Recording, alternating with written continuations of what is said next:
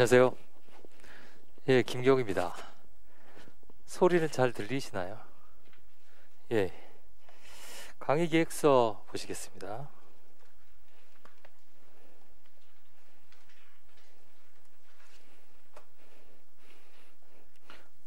자, 오늘 필요한 거는 이 책하고 법전입니다. 예, 법전하고 책만 있으시면 돼요. 먼저 그 질문 하시는 그 전화번호 가르쳐 드릴게요. 아시는 분은 아시겠지만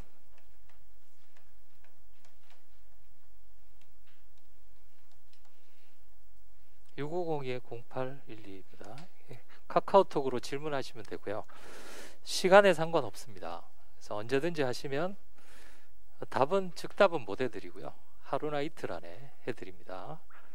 길게는 한 3일 정도 걸립니다. 그래서 질문을 하시면 되겠고요. 시간에 상관없이 그냥 해놓으시면 됩니다. 전화 가끔씩 하시는 분이 있으세요. 받지 않을까? 받지 않습니다. 예. 전화 기능을 쓰지 않아요. 제가 이렇게 예전에 리스트를 보면 새벽에 주로 전화하시는 분들이 있으시더라고요. 뭐 답답하신지. 그래서 전화는 받지 않고요. 그 문자로도 받지 않습니다. 예, 카카오톡으로만 해주시고요. 저는 그 오른쪽에 제 소개는 나와 있고요. 예, 제가 그 행정쟁송법, 고객노무사 행정쟁송법을 한 것은 11년 됐습니다. 11년 됐고요. 행정법 강의를 한 것은 18년 정도 됐습니다. 예. 그래서 그게 이제 중간에 제가 책을 한번 바꿨어요. 판형이 11판은 아니고요. 예. 예전에는 저희 지도 교수님하고 공저로 하다가 이제 이번에는 그 몇 년 후부터는 제가 이제 개인적으로 하고 있습니다. 거기 QR 코드가 2개 있는데요. 기초인문 특강은 다 들으셨죠? 이건 안 들으시면 안 됩니다. 들으셨다는 걸 전제로 저는 설명을 드리니까요. 왼쪽 거는 안 들으신 분들은 오늘 꼭 저녁에 들으시기 바랍니다. 그 다음에 오른쪽에 있는 것은 지금 들으시는 것이 아니고요. 앞으로 연기를 다 들으시거나 아니면 뭔가 내가 자신감이 좀 붙었다 이럴 때 한번 들으시면 약간 좌절하실 수도 있어요. 예, 어쨌든 그때 들으시는 겁니다. 지금 들으시면 안 되고요. 아시겠죠? 그래서 연기 중반 이후 아니면 마치고 나서 들으시면 될 겁니다. 여기에 해당되는 내용은 제가 수업 시간에 또 간단하게 설명을 해드려요. 그러니까 그 2가지 선택해서 들으시면 되겠고, 그 다음에 거기 순환별 특징은 1페이지에 거기 순환별 특징이 나오죠. 첫 번째 페이지에. 그래서 전체적으로 보통 설명회 하실 때 이 순환별 특징은 다 들으셨을 겁니다. 뭐 길게 설명드릴 건 없고요. 매일 시험을 본다 이렇게 알아두시면 되겠고, 2번째는 회차는 줄어들고 난이도는 올라간다고 생각하시면 됩니다. 아시겠죠? 회차는 줄어들고. 그래서 연기 1기 때는 저는 주로 평일반을 하고요. 그 다음에 2기 3기 때는 주말반을. 왜냐하면 연기 1기는 배우는 게 목적입니다. 여러분들이 배우시고 이해하고 이런 게 목적이고, 2기 3기는 시험을 보는 게 목적이에요. 그래서 저는 연기 1기에 제가 주말반을 추천하시는 분도 있으시겠습니다만은 제가 추천드리지 않는 이유는 해보시면 아실 거예요. 예를 들어서 오늘 하시고요. 한 3일 후쯤에 내가 첫날 뭘 배웠나 이렇게 한번 생각해 보세요. 그러면 가물가물 하실 거예요. 3일 후에요. 그럼 3주 후에는요. 내가 윗줄을 여기다 왜 그어놨지? 아무 생각도 안 납니다. 3주 후에는. 그럼 14회면 14주잖아요. 14주 한 4주 5주 되면 앞에 했던 거 하나도 기억이 안 나요. 법학은 몰아치기로 공부를 해야 됩니다. 아시겠죠? 물론 다른 과목은 잘 모르겠어요. 법학은 몰아치기로 공부하지 않으면 이렇게 파편적인 지식이 돼요. 다 연결이 돼 있단 말이죠. 오늘 배운 거 내일 또 배우고. 그래서 제가 연속해서 하는 겁니다. 그런데 연기 1기 정도에 연속해서 몇 번을 하시다 보면 이제 얘는 얘 다음에 있고 얘는 얘랑 연결돼 있고 아시겠죠? 그때는 이제 일주일에 한 번씩 하셔도 돼요. 예, 그래서 저는 주로 그래서 모아서 공부하시기를 추천드립니다. 처음 시작하실 때는. 그리고 질문을 가끔씩 예습을 미리 한번 예습 혹시 해보신 분들은 있으시겠습니다만은 5페이지도 못 읽으셨을 거예요. 영어 책보다 더 어렵죠. 무슨 말인지 몰라요. 예습을 하실 필요가 없습니다. 연기 1기 때는 복습 위주로 공부를 하시고 2기부터 예습을 하세요. 지금 예습을 하실 수는 없습니다. 왜냐하면 용어를 모르잖아요. 그렇죠? 자, 지금부터는 복습입니다. 아시겠죠? 복습 위주로 한다. 한 부분까지만 한다. 그래서 처음에는 읽어보시면 첫날 한 거 얼마 안 돼요. 야, 이거 뭐 금방 되네. 자, 둘째 날, 셋째 날 되면 앞에 있는 게 또 까먹어요. 그렇기 때문에 복습 양이 점점 늘어나게 됩니다. 그러면 어느 정도 한번 쭉 하죠. 그럼 기억이 어느 정도 남겠죠. 그럼 1기 때 다시 한번 더 하고. 그래서 이게 순환 시스템이라고 해서 반복 시스템입니다. 반복해서 저희가 같은 거를 다른 방법으로 공부를 하게 됩니다. 처음에는 이론적으로, 나중에는 사례 문제로, 기출 문제 이런 식으로요. 아시겠죠? 예. 그래서 매일 시험 본다. 그 다음에 회차는 줄어들고 기본 이론에 배우는 시간이 줄어들면서 시험 보는 시간이 늘어난다고 생각하시면 돼요. 아시겠죠? 그래서 처음에는 기본 이론부터 시작해서 마지막에는 시험만 보는, 궁극적으로는 시험을 봐야 되니까요. 그래서 제가 작년까지 연기 때는 시험을 안 보고요, 숙제를 내드렸어요. 이거 오늘 가서 써보세요 이랬더니 안 하세요. 숙제를. 또 그렇다고 제가 숙제 검사를 할 수가 없잖아요. 그렇죠?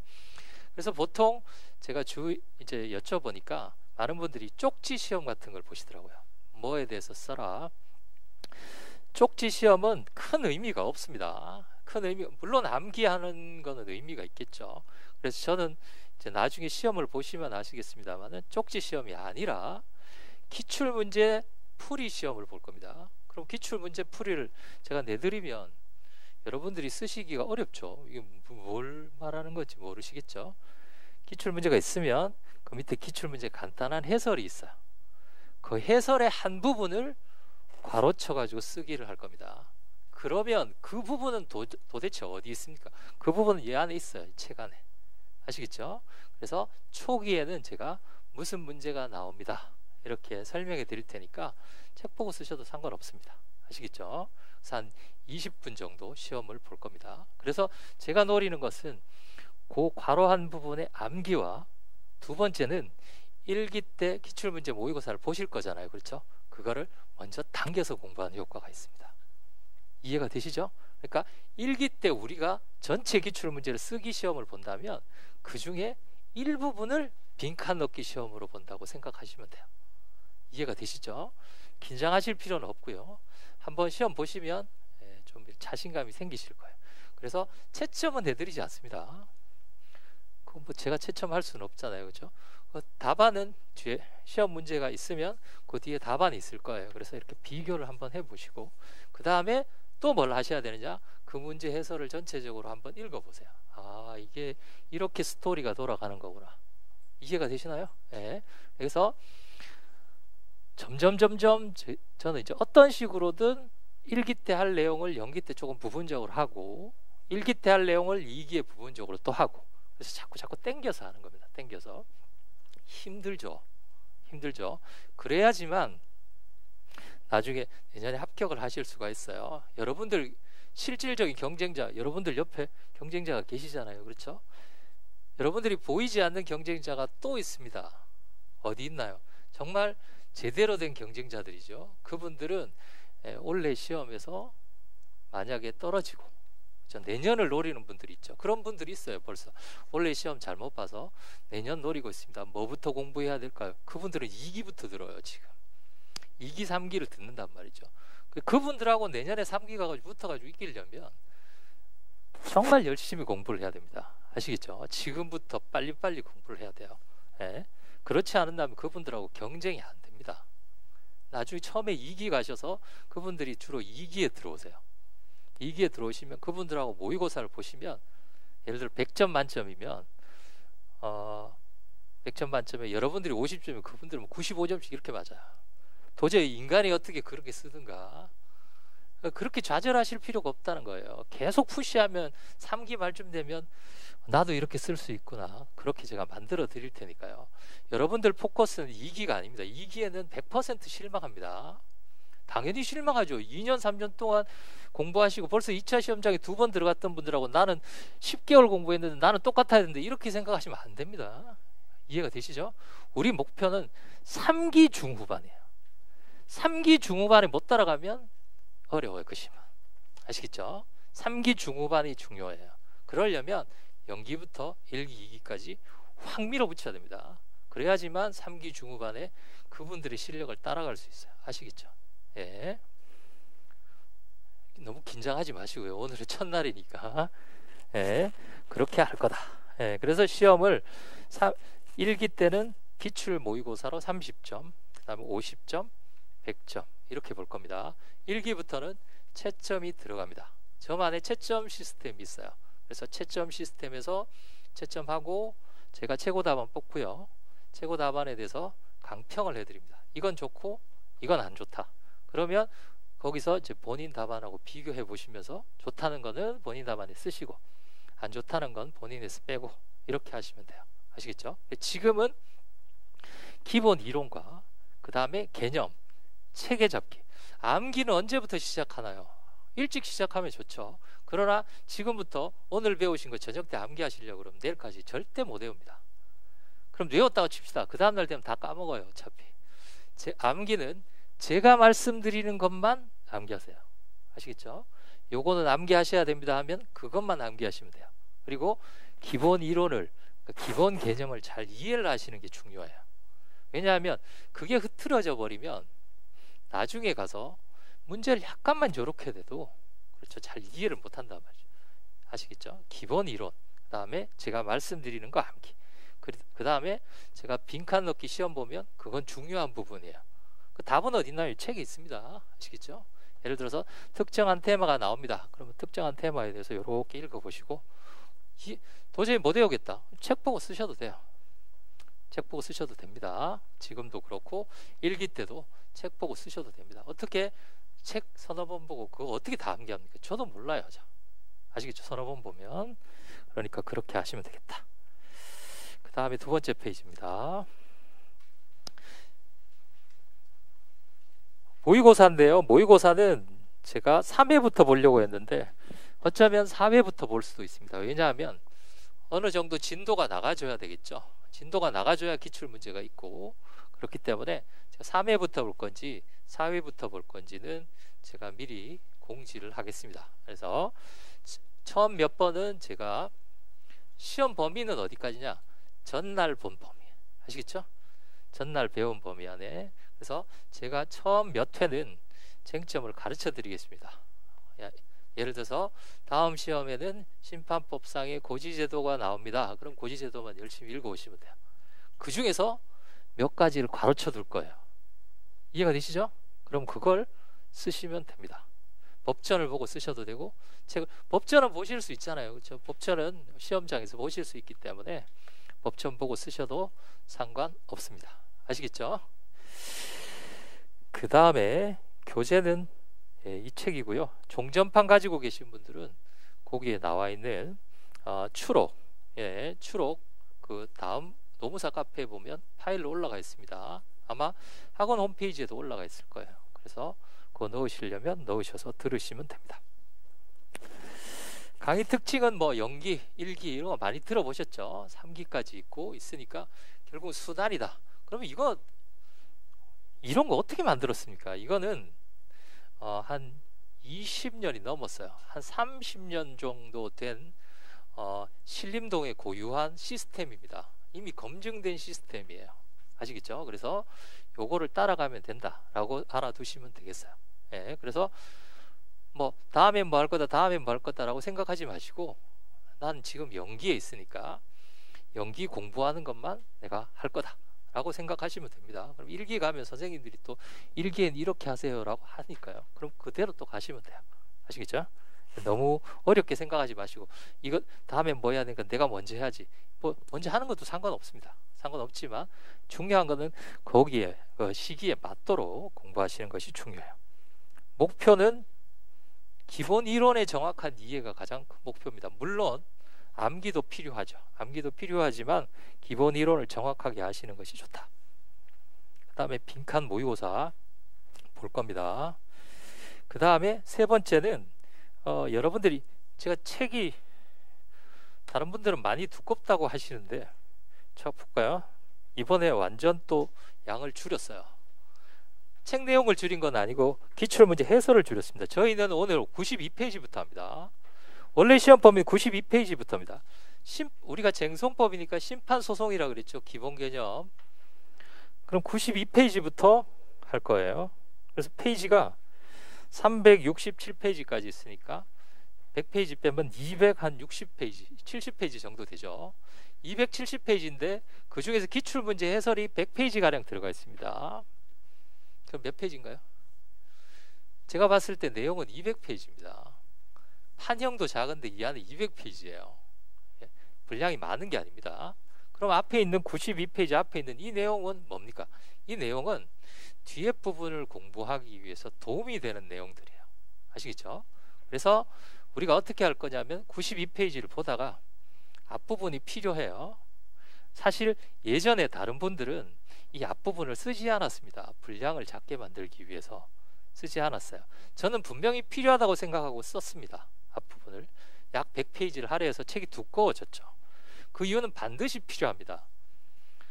그런데 지금 어떻게 되냐 하면 앞부분과 뒷부분에 예를 들어서 순수하게 뒷부분 우리 시험 범위 그렇죠? 그 다음에 앞부분 순수하게 앞부분 있으면 이 부분은 시험에 나오지 않아요.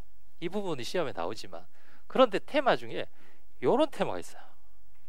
그렇죠?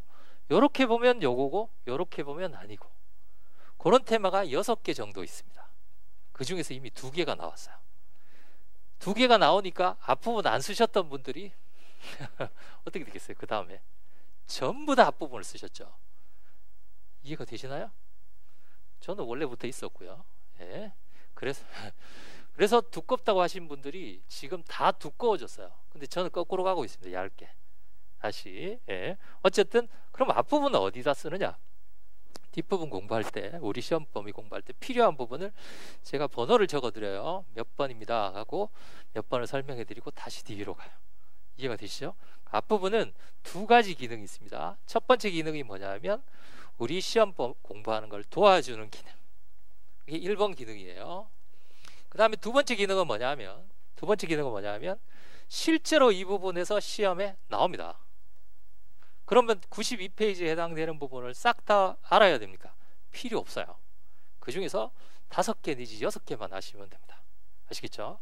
그래서 예전에는 제가 뒷부분 심판법 소송법 92페이지 부분을 12회 하고 나머지 앞부분을 2회 따로 강좌를 만들었어요. 아시겠죠? 따로 강좌를 만들었는데 많은 분들이 너무 불편하다는 거예요. 이거 하다가 또 따로 강좌를 또 들어야 되니까. 그래서 제가 12회를 14회로 늘린 이유가 그 2회를 붙여가지고 하는 겁니다. 아예 정규 강좌로. 그게 저한테는 훨씬 더 편하거든요. 왜냐하면 설명드리면서 동시에 다 설명드릴 수 있기 때문에 그래요. 그래서 나머지 2회 동안에 앞에 있는 92페이지에 있는 내용을 싹 다 설명해 드릴 거예요. 나머지 2회 동안에. 이해가 되시나요? 네, 그러면 따로 그 총론 강의를 안 들으셔도 됩니다. 어차피 들으셔야 되기 때문에. 이해가 되시나요? 네, 그렇게 진행할 예정입니다. 그래서 14회가 된 거예요. 원래 정규 강의도 14회였습니다. 12회 뒷부분, 2회 앞부분 이렇게 돼서 14회로 만든 겁니다. 제가. 그래서 지금 추세가 점점점 시험 범위가 확장되는 추세입니다. 확장되는 추세. 왜냐하면 들어가시는 분들이 작년 시험, 재작년 시험 기출문제를 보겠죠. 이것도 나왔구나. 이것도 내도 되네. 그러면 본인도 조금 이렇게 한단 말이죠. 그렇죠? 조금씩 이렇게. 그러면 이걸 다 할 수는 없고 거기에서 이제 필요한 부분만 제가 테마를 6개, 5개 내지 6개로 정리를 해드릴 거예요. 그것만 딱 보시면 안 봐도 됩니다. 앞부분은. 아시겠죠? 자, 그 다음에 기초개념 같은 건 제가 다 설명을 해드려요. 이 책에 나오는 기초개념. 근데 조금 심심하실 수도 있습니다. 심판소송법이 왜 심심한가? 자, 여러분들 노동법을 배우셨죠? 노동법을 배우셨죠? 노동법을 배우면 뭐 갑이 을에게 뭐 해서 이렇게 되는가, 뭐 정당한가, 위법한가, 전 노동법은 잘 모릅니다. 뭐 그렇게 나오죠. 실제 사건이 나온단 말이죠. 실제 사건. 그런데 여기는 그게 나오지 않아요. 정당한가가 아니라 그렇게 되면 어떤 절차로 권리구제를 밟는가, 이게 나온단 말이죠. 상대적으로 굉장히 심심한 내용입니다. 아시겠죠? 심심한 내용. 왜냐하면 알맹이가 없단 말이죠. 예를 들면 형법 같은 경우에는 이 사람이 이렇게 가해 행위를 했다. 그러면 그게 폭행죄가 되는가 안 되는가, 그거 재밌단 말이죠. 이해가 되시나요? 폭행죄가 됐어요. 그러면 그거에 대해서 검찰이 기소를 했을 때 어떤 절차로 가는가, 이것도 재미가 없어요. 그렇죠? 어떤 절차로 가고 신문하고 뭐하고 재판하고 기소하고, 그런 절차는 재미가 없죠. 그건 형사소송법이라고 합니다. 이거는 형법, 형사소송법. 그럼 행정법에도 뭐가 있겠어요? 형법에 해당되는 부분이 있겠죠. 그게 행정법 총론이에요. 92페이지까지. 그러면 실제로 심판이나 소송으로 갔을 때, 즉 형사소송법에 해당되는 부분이 바로 92페이지 이후의 내용이란 말이죠. 다소 지루합니다. 아시겠죠? 이해가 되나요? 물론 제가 지루하지 않게 해드려요. 왜냐하면 절차를 알려면 실제로 사건이 있어야 될 거 아니에요. 그렇죠? 그럼 시험에는 실제 사건이 나온단 말이죠. 나오고 실제로 얘가 어떻게 앞으로 진행될 것인가, 그걸 물어보는 문제가 나오는 거죠. 이제 아시겠죠? 예, 그게 바로 심판과 소송인데, 제가 조금 이따가 또 자세하게 설명을 해드리겠습니다. 그 다음에 5번 마스터 시트는 제가 내일 정리해서 나누어 드릴게요. 마스터 시트는 전체적인 내용을 볼 수 있는 표 같은 겁니다. 표 같은 거여서 제가 작년에 만들어 둔 것을 지금 수정을 하고 있습니다. 수정 보완하고 있어서 내일 제가 나누어 드리도록 하겠습니다. 특징은 뭐 적합하고요, 적중도 그렇습니다. 제가 원래 그 시험을 보고 2차 시험을 보고, 다른 분들은 뭐 카카오톡 뭐 되게 많이 왔대요. 저는 별로 안 왔습니다. 다음날 그 다음날 합쳐서 5개 정도 왔어요. 5개에서 10개. 그것도 한 서너 명이에요. 제 수강생이 그렇게 많지만 카카오톡 별로 안 왔어요. 질문을 할 게 없습니다. 다 아는 건데 뭐하러 질문을 해요? 책에 다 있는데. 이해가 안 되시나요? 책에 다 있습니다. 거기에 나와 있는 모든 내용이 아니라, 내용은 있죠, 똑같이. 예를 들어서 재결 취소 소송하면 내용은 다 있어요. 재결 취소 소송은 뭐 선생님들이 내 책에도 있다, 내 책에도 있다, 책에는 다 있어요. 근데 그 재결 취소 소송과 관련된 사례, 그렇죠? 갑이 을에게 뭐 했을 때 되는가, 그 사안이 있을 거 아니에요. 저는 그 사안이 제 책에 있어요. 똑같이. 이해가 안 되시나요? 재작년에도 제 판례를 이렇게 막 박스 쳐가지고 그런 책들 있잖아요. 그렇죠?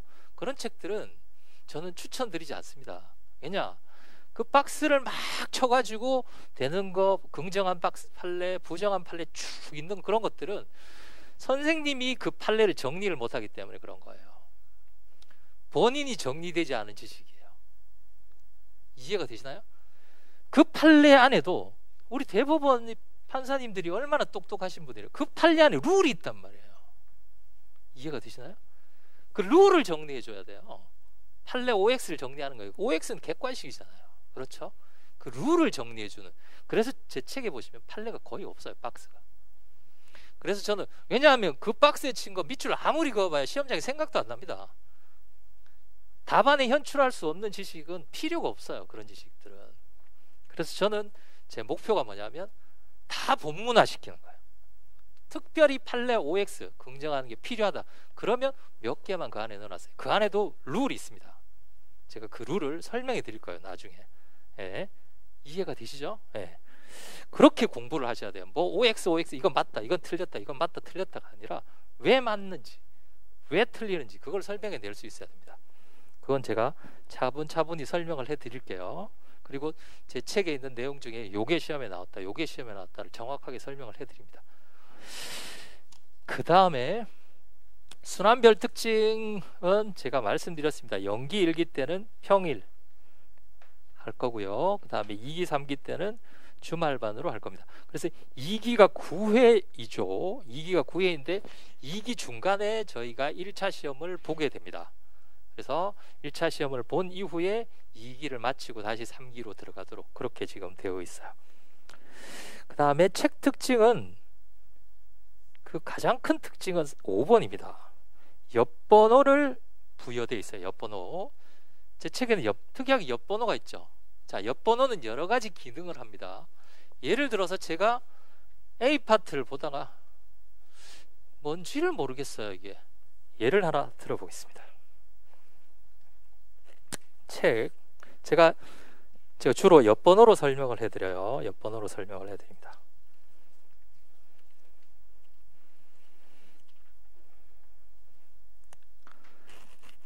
(133페이지에) 831번 보세요. 옆번호.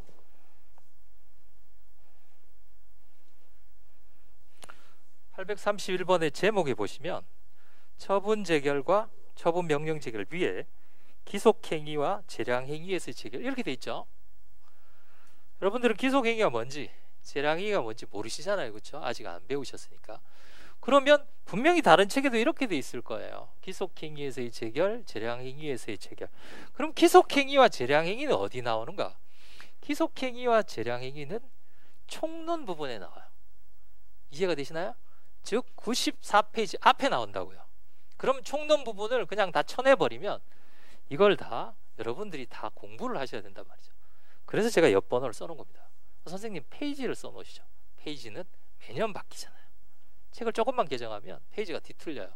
이 옆번호는 제가 이 책을 처음 썼을 때 옆번호입니다. 지금도 똑같아요. 이해가 되시나요? 그래서 뭐지? 240번 한번 볼까요? 옆번호 240번.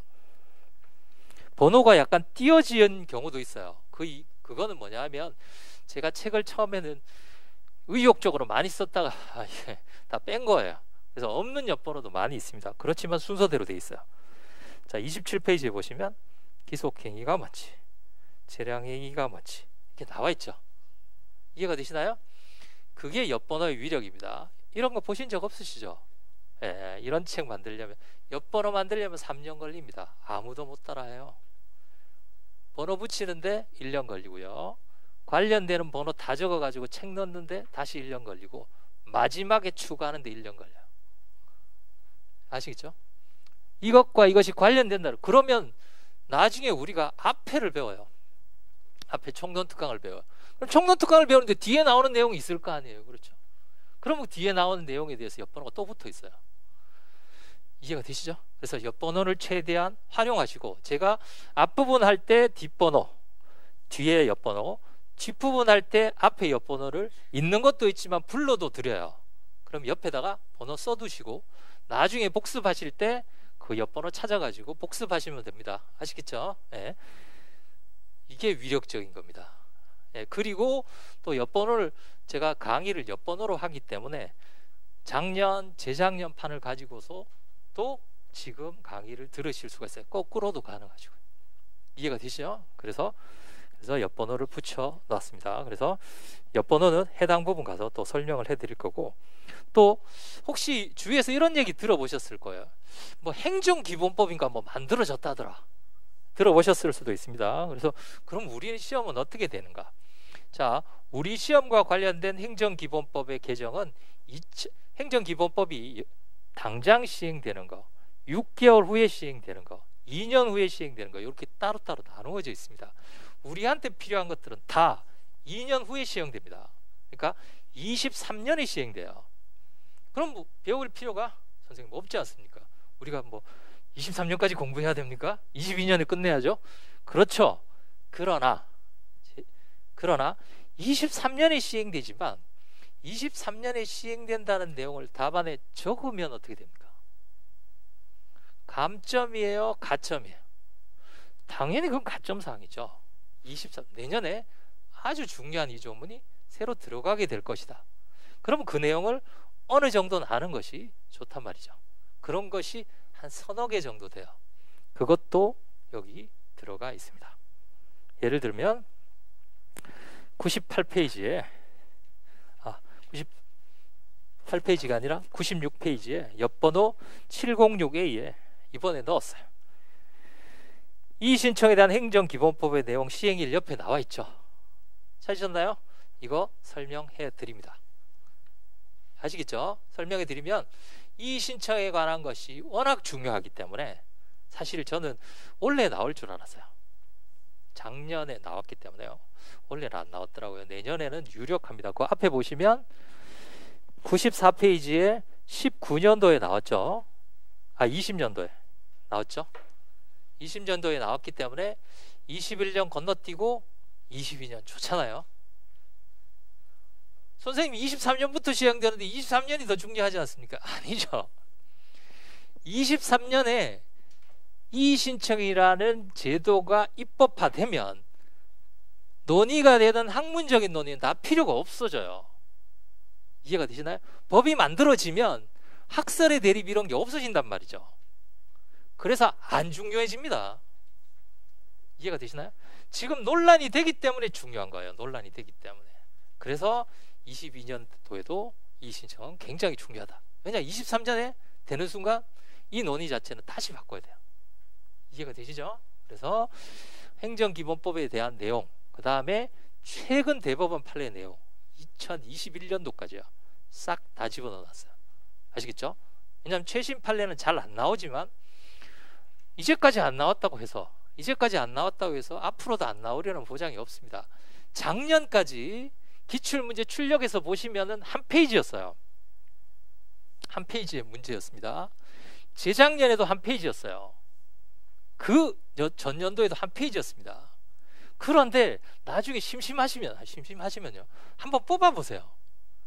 다 한 페이지인데 뭐라고 그러나요? 위아래 간격이 막 이렇게 돼요. 여백이 없을 정도로 빡빡해진다는 거죠. 작년 문제를 한 페이지인데 한번 뽑아보세요. 정말 여백이 없습니다. 그래서 제가 그랬죠. 내년에는 2페이지로 늘어난다. 2페이지로 늘어나면 분명히 문제는 길어지고 참조 전문도 길어질 거다. 제가 작년에 수도 없이 얘기했어요. 원래 딱 2페이지로 나왔잖아요. 제가 얼마나 기분 좋았는데요. 그럴 수밖에 없잖아요. 그렇죠? 편집하는데도 한계가 있죠. 그렇죠? 늘어나요. 늘어나면 여백이 많아지죠. 그러면은 문제가 길어지고 참조 조문을 많이 줘서 굉장히 문제를 읽는데 시간을 많이 들게 만드는 거예요. 시간을 많이 들게 만들려면 긴 문제를 많이 풀어봐야 돼요. 긴 문제를 많이 풀어보고 쓰는 속도가 빨라야 됩니다. 그래야지만 한정된 속도 안에서 자기가 본인이 좋은 점수를 딸 수 있어요. 그리고 긴 문제를 푸는 방법이 있어요. 제가 가르쳐 드렸거든요. 그래서 시간 부족 같은 건 없었을 거예요. 여러분들이 기출문제를 몇 년치 기출문제를 뽑아가지고 한번 보세요. 다른 과목은 모르겠습니다만 이미 2페이지로 늘어났어요. 그러면 조만간에 3페이지 됩니다. 조만간에 3페이지 돼요. 100점짜리는 지금 현재 다른 그 공단에서 시험은 보통 3에서 4페이지예요. 자꾸 늘어난단 말이죠. 자꾸 늘어나면 어떻게 됩니까? 문제는 올라가고 작은 걸 물어보게 돼요. 아주 미세한 거. 아시겠죠? 미세한 걸 물어보게 돼요. 그래서 공부를 촘촘하게 해야 돼요. 이렇게 촘촘하게. 이해가 되시죠? 예, 그렇게 되어 있다. 제 책은 그렇게 되어 있습니다. 그 다음에 어떤 분이 선생님 책에 소수설이 많다는, 말도 안 되는 얘기입니다. 제 책이 소수설이 제일 작아요. 예. 저는 다수설과 일반적인 판례에 따라서 서술했기 때문에 전혀 문제가 없습니다. 아시겠죠? 그리고 판례와 다르게 결론을 제가 낸 것도 많이 있어요. 상관없습니다. 노동법에서는 그냥 판례 쓰고 뭐 그거에다 답 쓰라 뭐 이렇게 배우신다고 하더라고요. 그 이유는 제가 잘 노동법을 잘 모르지만 그 이유는 각각의 쟁점마다의 학설의 대립이 없어서 그런 거예요. 각각의 쟁점마다 학설의 대립이 없기 때문에 그냥 판례만 있기 때문에 판례 결론만 쓰는 겁니다. 그러나 행정쟁송법은 각각 쟁점마다 거의 다 학설이 있어요. 이해가 되시죠? 그래서 학설의 대입을 쓰시고 그 학설에서 다수설, 따라서 결론을 내시면 됩니다. 왜냐하면 채점하시는 분도 판사님이 아니시잖아요. 교수님이세요. 그러니까 전혀 문제가 없습니다. 아시겠죠? 그러니까 꼭 판례에 따라서 나는 결론을 내야 된다, 그런 생각은 하실 필요가 없다. 이해가 되시죠? 노동법하고는 좀 달라요. 법마다 약간씩 다르기 때문에. 그 다음에 강의 준비는 제가 말씀드린 인문특강 듣고 오시면 되겠고요. 강의 진도는 여기에 나와 있지만 사실 이 진도대로 딱딱 나가기는 어렵습니다.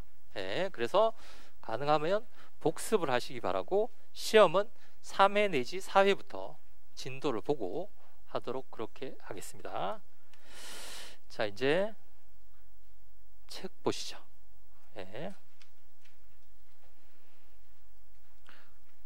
책은 행정심판법이라는 부분, 거기에 간지 있는 부분부터 봅니다.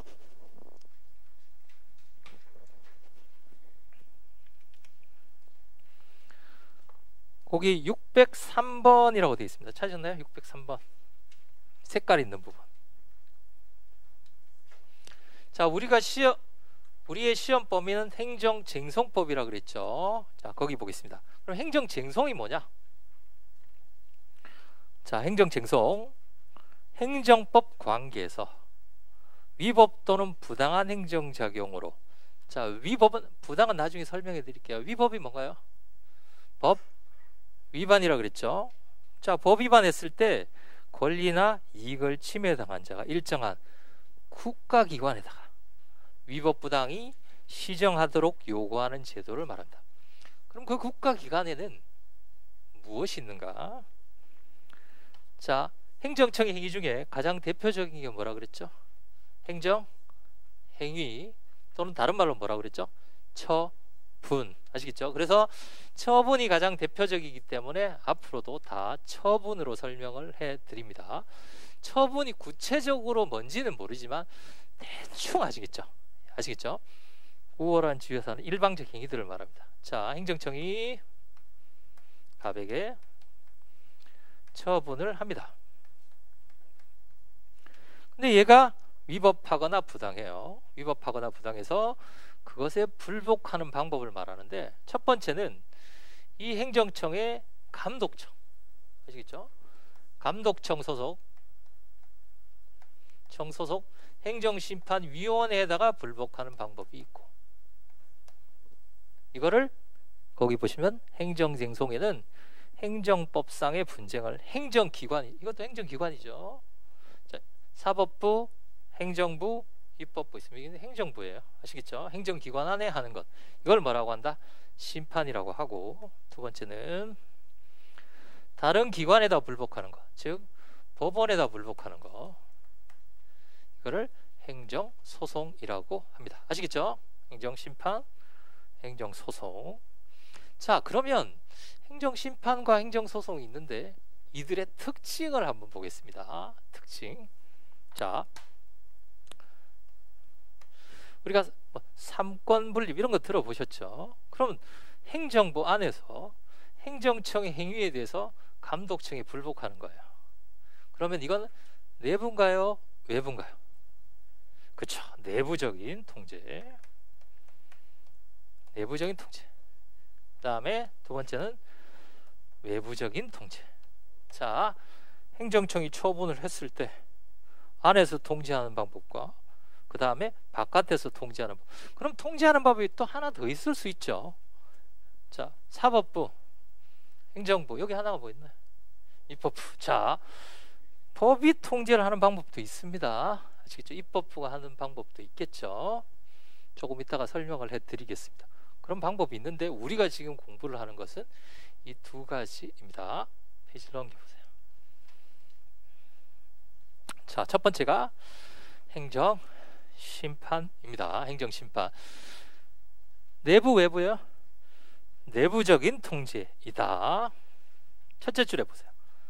행정법상의 분쟁을 행정기관이 심리 판단하는 쟁송 절차를 말합니다. 줄을 그으시려면 천천히 나중에 따로 그으셔도 되고, 줄 그으시려면 지금은 좀 연한 걸로 그으시고 조금씩 진한 걸로 그으시면 됩니다. 그런데 선생님이 읽으시는 것만 줄 거지 이렇게 생각하시면 조금 힘드실 거예요. 다 읽을 거니까요.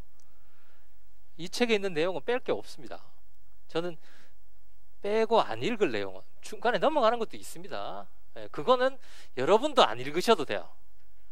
근데 선생님이 안 읽어도 되는 걸 뭐하러 집어넣어놨습니까? 책이잖아요. 책이기 때문에 일정한 형식이 있습니다. 그래서 제가 간단하게 넘어가는 거는 여러분도 넘어가시면 되고 나머지는 그냥 다 읽으시면 돼요. 자, 둘째 줄에 행정심판은 분쟁 해결이지만 행정 절차입니다. 행정청이 하는 절차를 말해요. 사법 절차가 아니다. 자, 사법은 두 가지 의미가 있습니다. 입법부, 사법부 할 때 사법은 재판을 말합니다. 재판. 공법 반대는 사법입니다. 사법. 공법.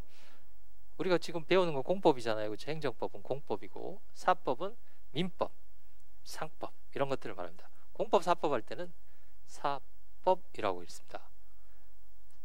사법부 할 때는 사법부 이렇게 얘기하고요. 아시겠죠? 그래서 저도 막 섞어서 썼습니다. 그때 어떤 분이 그렇게 읽으시면 안 된다고 선생님. 그래서 저도 그 다음부터 조심하고 있어요. 사법부 아시겠죠? 사법작용입니다. 이건 사법작용이죠. 이건 행정작용이다. 자, 그러면 행정심판을 청구합니다. 심판을 청구했을 때 이 행정청의 감독청 소속 행정심판위원회가 결론을 내려주겠죠. 잘 됐다 잘못됐다 여기도 결론을 내려주겠죠. 이것을 판결이다 이렇게 얘기를 합니다. 판결, 법원의 판결이다. 얘는 뭐라고 하느냐가 재결이다 이렇게 얘기합니다. 재결, 판결 아시겠죠? 재결은 누가 하는 건가요? 감독청도 행정기관입니다. 아시겠죠? 이 사람도 행정기관이지만 이 사람도 행정기관이에요. 이해가 되시나요? 둘 다 행정기관이 하는 행위다. 이렇게 알아두시면 되겠습니다. 그리고 넷째 줄에 행정행위의 성질을 가집니다. 행정행위. 자, 제가 기본 개념 시간에 설명해 드렸어요. 행정행위하고 뭐하고 같다 그랬죠? 처분. 그렇죠. 처분 이런 거 들어보셨죠? 행정행위, 처분. 근데 선생님 재결도 행정행위인가요? 재결도 행정행위입니다. 자, 일단 재결이 행정행위다 이렇게 알아두시면 되겠어요. 자, 이건 중요합니다. 나중에 재결이 뭐라고요? 행정행위입니다. 자, 행정행위가 처분인가? 이건 논란이 있어요. 그렇죠? 처분과 행정행위가 같은가에 대해서 논란이 있지만 재결이 행정행위가 논란이 없습니다. 이건 재결 가서 다시 설명해 드리겠습니다. 일단 행정행위다. 아시겠죠? 그럼 쉽게 말씀드려서 학설의 대립이 있지만 판례에 따른다면 행정행위 안에는 이건 논란이 있습니다. 아시겠죠? 행정행위 안에는 행정행위 VA라고 씁니다. 뭐 행정행위라고 쓰셔도 돼요. 행정행위 안에는 처분도 있고 뭐도 있다? 재결도 있다. 이렇게 알아두시면 됩니다. 재결이 행정행위는 논란이 없습니다. 이건 논란이 없어요. 얘는 논란이 있습니다. 아시겠죠? 얘는 학설의 대립이 없어요. 얘는 학설의 대립이 있습니다. 이해가 되시죠? 선생님 이런 것도 알아야 됩니다. 다 도움이 됩니다. 자, 행정행위는 재결입니다. 재결은 행정행위예요.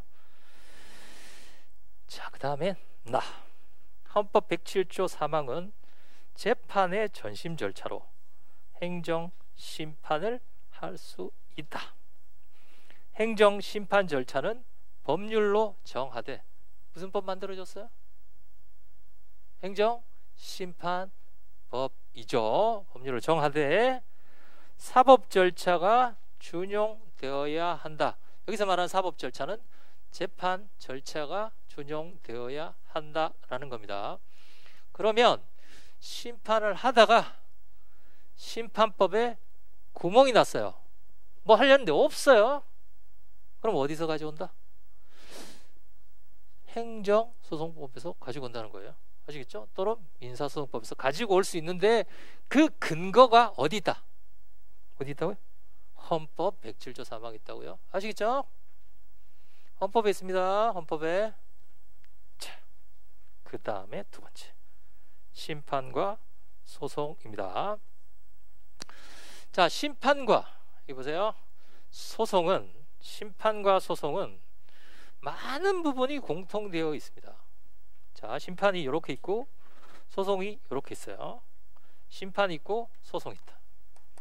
많은 부분이 공통되어 있어요.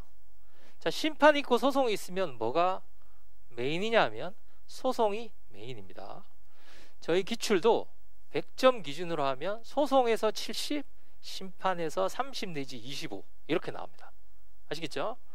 그러면 심판과 소송이 공통되는 부분은 소송으로 나와요. 아시겠죠? 그럼 심판에서 시험에 나오는 부분은 뭐다? 소송에는 없는 부분이 나옵니다. 그 부분 아시겠죠?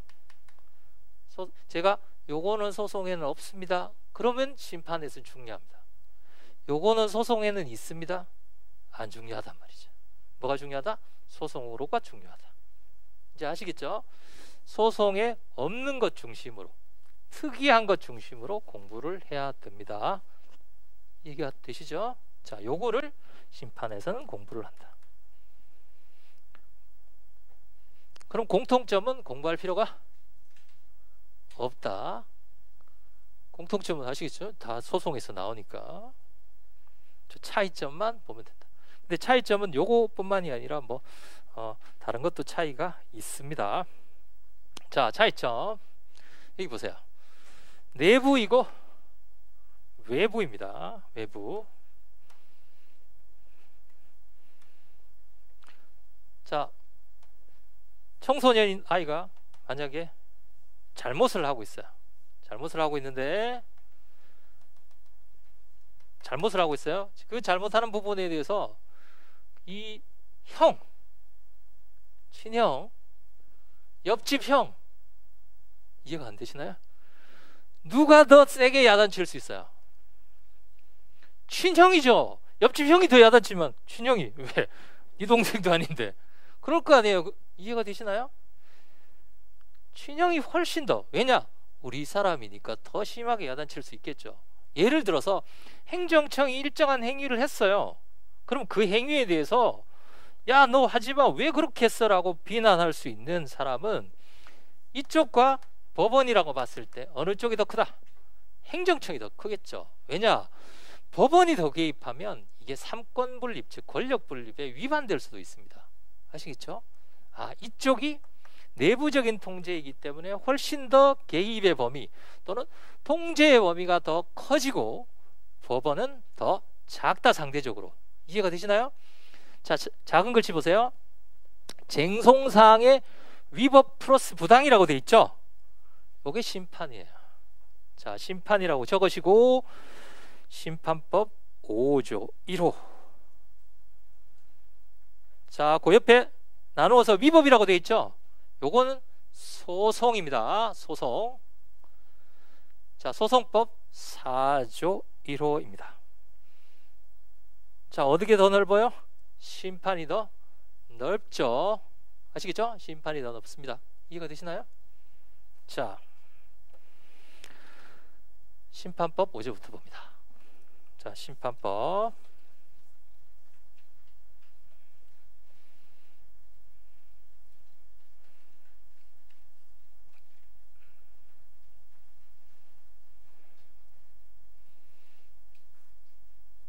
찾으셨나요? 자, 저희가 제일 많이 볼 게 소송법이고 그다음에 심판법입니다. 그래서 거기 아예 그냥 이렇게 붙여 놓으세요. 얼른 찾으시게.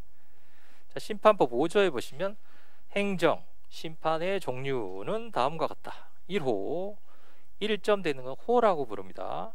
행정청의 위법 또는 부당한, 자, 부당이죠. 위법 또는 부당한 처분을 취소 변경하는 행정심판이라고 되어 있습니다. 자, 그럼 위법과 부당의 차이는 무엇인가? 자, 위법은 뭐 위반이라 그랬죠? 법 위반이라 그랬습니다. 법 위반. 위법의 반대는 적법이죠. 법 위반이 없는 겁니다. 아시겠죠? 적법 안에는 뭐가 있는가? 정당도 있고 부당도 있습니다. 정당하다, 부당하다. 그럼 이거는 법 위반인지로 알겠는데 이건 뭐냐? 부당은 뭐냐면 합리적이지 않은 판단. 아시겠죠? 합리성. 예를 들어서 요거하고 선택지가 있는데 요게 더 경제적이에요. 아시겠죠? 근데 요걸 선택했어요. 경제적이지 않은 것을. 합리적이지 않은 판단이지만 법 위반은 아닙니다. 다시 말씀드리면 비합리적인 판단이지만 법 위반에 이르지 않은 상태. 선생님 그것도 구별해야 됩니까? 그거는 시험에 안 나옵니다. 정확히 얘기하면 우리 시험 범위가 아니에요. 아시겠죠? 구별만 하시면 됩니다. 자, 위법 적법으로 나눌 때는 여기고, 두 번째는 위법 부당으로 나눌 때는 여기죠. 그러면 소송은 어디까지만? 여기까지만. 심판은 어디까지? 위법 부당까지. 아시겠죠? 그러니까 통제 범위가 그만큼 뭐해진다? 넓어진다라는 겁니다. 자, 소송법 4조 1호를 보겠습니다. 소송법 4조 1호. 항상 심판법을 공부할 때는 소송법을 메인으로 공부를 하시고요. 심판법을 공부할 때는 이게 내부적인 통제다, 감독청이 하는 거다라는 것을 항상 염두에 두셔야 돼요. 그리고 법원은 지나치게 개입하면 권력 분립에 위반된다는 걸 늘 생각을 하셔야 된단 말이에요. 아시겠죠? 소송법 4조 1호에 보시면 위법한 처분을 취소 변경하는 소송이라고 되어 있습니다. 그렇죠? 자, 뭐만 된다? 위법만 됩니다. 아시겠죠? 위법. 자, 그러면 제가 기본 개념 특강 할 때 이렇게 설명해 드렸어요. 소송 요건을 갖추면 본안으로 들어가고, 못 갖추면 각하. 소송 요건을 갖추면 들어가서 본안에 들어가서 뭘로 판단한다? 위법으로 판단한다 그랬죠? 본안 판단. 표정이 안 좋으신데요. 들으신 지 오래되셨는데. 자, 위법의 경우에는 인용. 위법하지 않는다면 기각이라고 그랬어요. 기억나시나요? 그러면 심판은 어떻게 되겠어요? 심판 요건을 구비하지 못하면 각하 재결. 아시겠죠? 들어가서 인용 재결, 기각 재결이 나눌 텐데 그 경계가 위법 적법이 아니라 뭐다? 위법하거나 부당하면 인용, 정당하면 기각, 이렇게 된단 말이죠. 아시겠죠? 경계가 여기 있단 말이에요. 이해가 되시나요? 그러면 동일한 행위에 대해서 심판과 소송이 있을 때 어느 게 이기기 더 쉽다? 심판이 더 쉽단 말이에요. 심판이. 근데 왜 심판을 안 하느냐? 형이죠. 식구잖아요. 식구. 그래서 좀 감싸기가 좀 있다는 거죠. 아시겠죠? 어쨌든 객관적으로 보면 심판이 더 쉬워요. 그래서 심판의 중요도가 점점 올라가고 있습니다. 아시겠죠? 어쨌든 그렇다. 자, 아까 소송법 4조 찾으셨나요? 다시 봅니다. 1호. 자, 아까는 앞에는 위법 부당 취소 변경, 4조는 위법이고 취소 또는 변경하는 소송이다 이렇게 돼 있죠. 앞에 위법 부당은 다른데 뒤에 취소 변경 같잖아요. 그렇죠? 취소 변경 같습니다. 자, 그런데 자, 변경을 괄호쳐 보세요. 또는 변경을 괄호쳐 봅니다. 또는 변경, 또는 취소. 자, 또는 변경. 소송이에요. 소송법 4조 1호의 소송법. 요거는 X.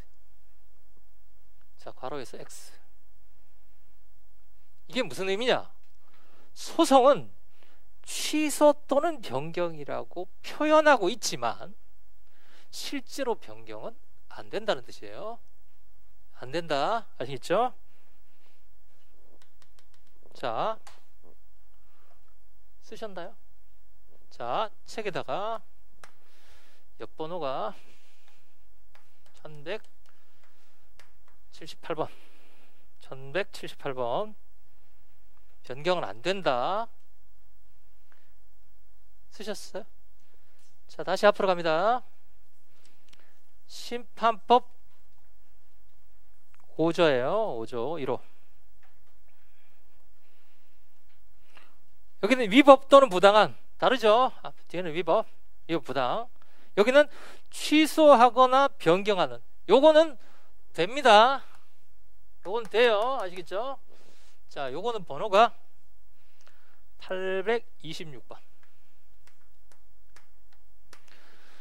다시 말씀드리면 심판법에서의 변경은 변경이 되지만 소송법에서의 변경은 판례는 변경을 할 수 없다고 봅니다. 아시겠죠? 선생님, 법이 그렇게 되어 있는데 왜 그렇게 판례가 그렇게 본다고요? 아시겠죠? 그렇게 봅니다. 그러면 어디가 범위가 더 넓어요? 심판은 취소도 할 수 있고 뭐도 할 수 있는데, 변경도 할 수 있는데, 소송은 취소는 되나 뭐는 안 된다, 변경은 안 된다. 그러면 심판에는 변경이 있는데 소송에는 변경이 없는 거죠. 그럼 중요하겠어요? 안 중요하겠어요? 중요하죠. 이해가 되시나요? 자, 그러면 책에서 1178번을 잠깐 찾아봅시다.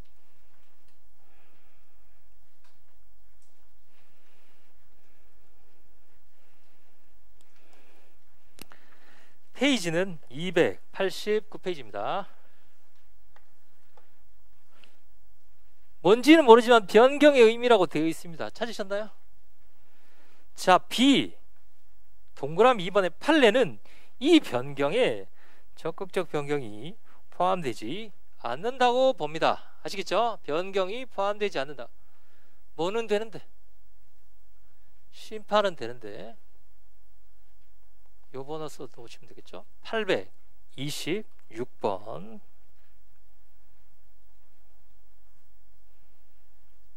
써두시고 다음에 또 볼 겁니다. 826번으로 가세요. 취소 심판의 경우에 826번에 다 해보세요. 변경 명령 재결은 적극적으로 변경하거나 하는 것을 말한다. 된다 안 된다? 된다. 일단 그걸 알아두시기 바랍니다. 심판은 변경이 된다. 뭐는 안 된다?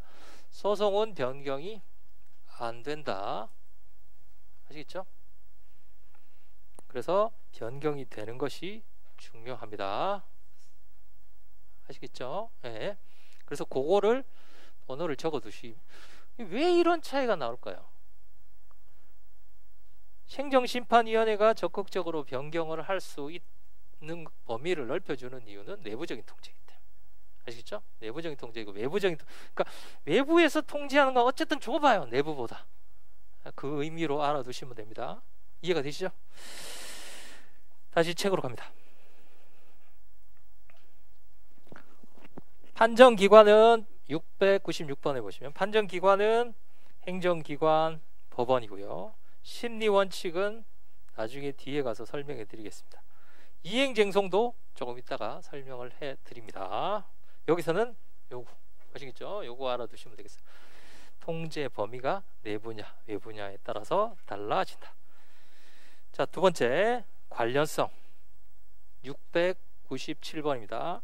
그러면 제가 기본 개념 시간에도 말씀드렸어요. 이 사람은 그럼 심판을 할 수도 있고 뭐를 할 수도 있어요.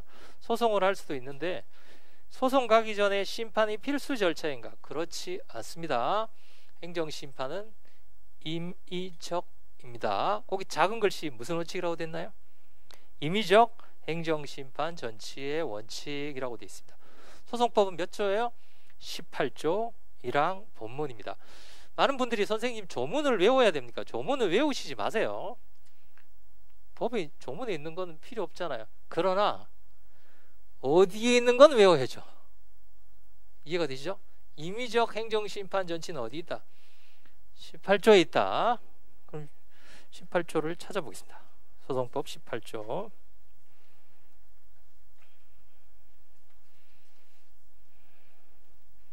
1항 취소소송은 행정심판과의 관계입니다. 제목이 취소소송은 법령의 규정에 의해서 처분에 대한 행정심판을 제기할 수 있는 경우에도 이를 거치지 아니하고 제기할 수 있다. 이걸 본문이라고 하고 뒤에는 단서라고 합니다. 거치지 아니하고 제기할 수 있으니 뭐다? 임의적 심판 전치가 원칙입니다. 아시겠죠? 임의적 심판 전치가 원칙인데, 자, 단서가 있어요. 1항 법문 단서. 다만 다른 법률에서 당해 처분에 대한 행정심판의 재결을 거치지 아니하면 취소소송을 제기할 수 없다. 자, 당해